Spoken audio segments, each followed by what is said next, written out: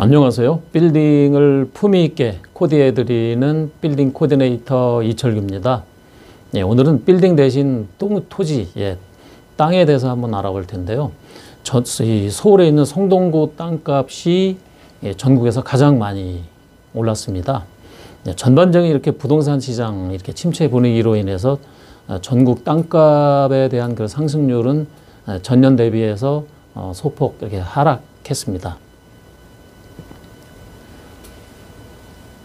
이건 사실 부동산 시장 침체로 인해서 주택 가격이 크게 이렇게 하락하면서 주택 가격에 반영돼 있었던 토지의 가치가 이렇게 내려가고요. 거기에 더불어서 또 개발 수요가 상당히 많이 감소가 되면서 땅에 대한 투자가 상당 부분 위축되었기 때문에 땅값이 하락을 했는데요.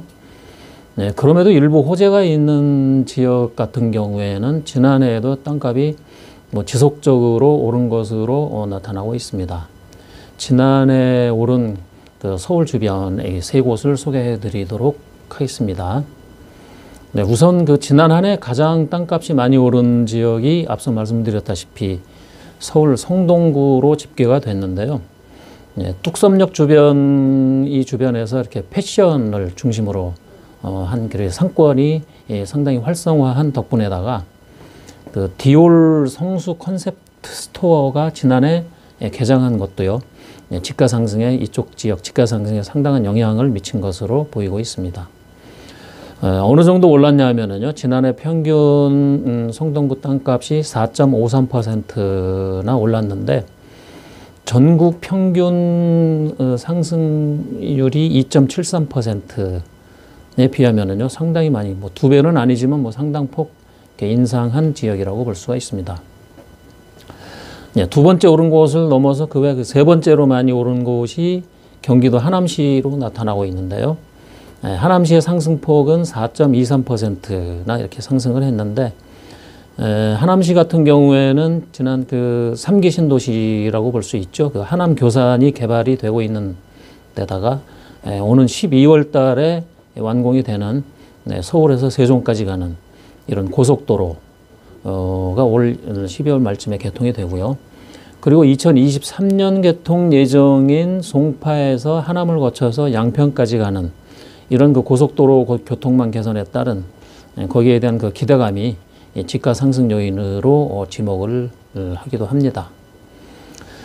다음 세 번째 소개할 곳은 오른 순위로 보면은 6번째로 많이 올랐는데요. 이곳이 바로 그 강남 3구 중 하나인 그 서초구로 파악이 됐습니다. 상승폭은 3.98%, 거의 4.4% 가까이 이렇게 상승을 했는데요.